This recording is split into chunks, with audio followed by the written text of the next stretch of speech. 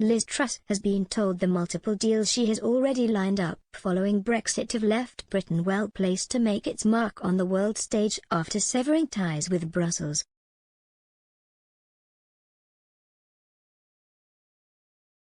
Economists Professor David Blake and Professor David Collins were speaking in advance of the publication of UK overseas trade in goods statistics for November 2021 on Friday.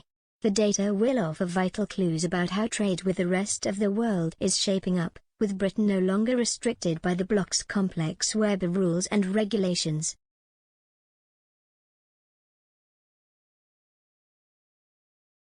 Prior to her appointment as Foreign Secretary in September, Ms. Truss was tasked with striking trade agreements with third countries the world over.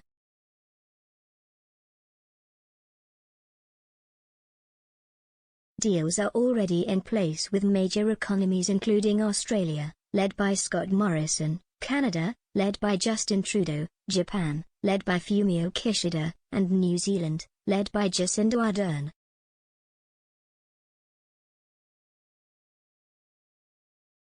Professor Blake, Professor of Economics at City, University of London, told Express.co.uk, so long as the UK government liberates itself from the protectionist mindset of the EU and reduces trade barriers after Brexit, and UK businesses respond positively to the challenge of increased international competition, through increased productivity, the prospects for UK trade and prosperity post-Brexit are very bright indeed.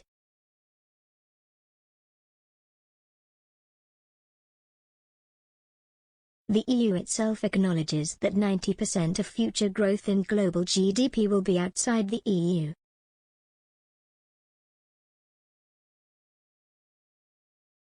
It was important to remember the main purpose of trade deals was to make consumers better in both countries, by giving them a wider choice of goods at competitive prices, Professor Blake pointed out.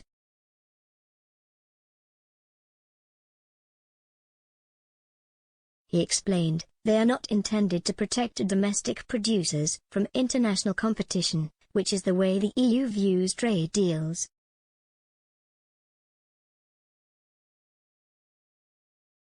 As such, in terms of goods trade issues of regulatory standards and tariffs needed to be addressed, he said.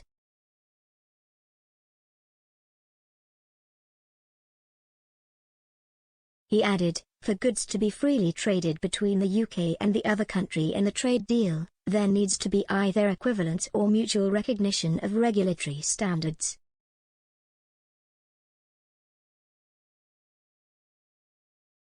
In addition, there needs to be an agreement on the tariffs set on both intermediate and finished goods imported into both economies.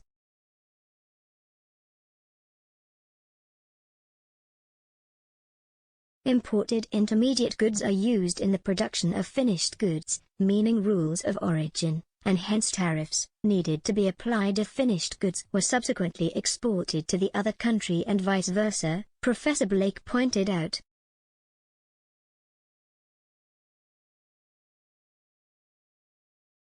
He said, the tariffs on finished goods imported from a third country into the UK and the other country need to be the same, otherwise there will be arbitrage possibilities.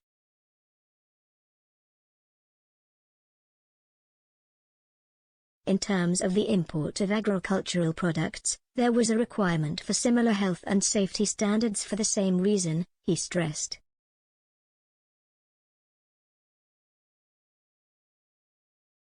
In terms of trade in services, an effective trade deal needed to liberalize services by ending market access restrictions which prohibit quantitative restrictions and discriminatory treatment of services, service suppliers and investors from the other country, Professor Blake said.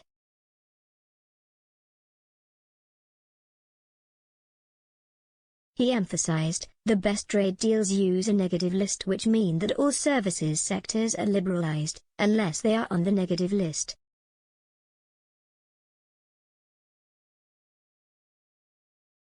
Meanwhile, Professor Collins, Professor of International Economic Law at City University and a specialist in the World Trade Organization, WTO, emphasized much work remained to be done.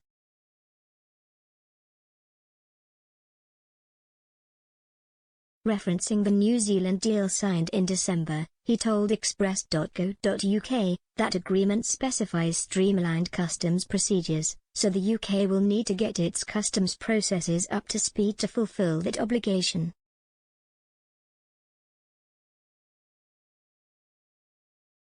Then there is the accession to the CPTPP. Here the UK will need to sort out its schedule of commitments for services, hopefully liberalising them to the fullest extent possible.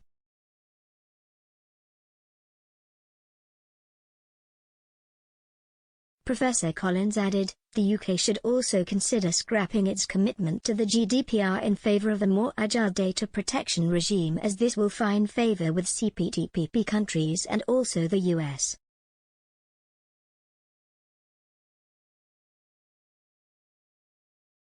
A new agreement with Canada is also likely forthcoming, improving upon the CETA rollover. Here the UK should seek deeper commitments for services and the mobility of professionals,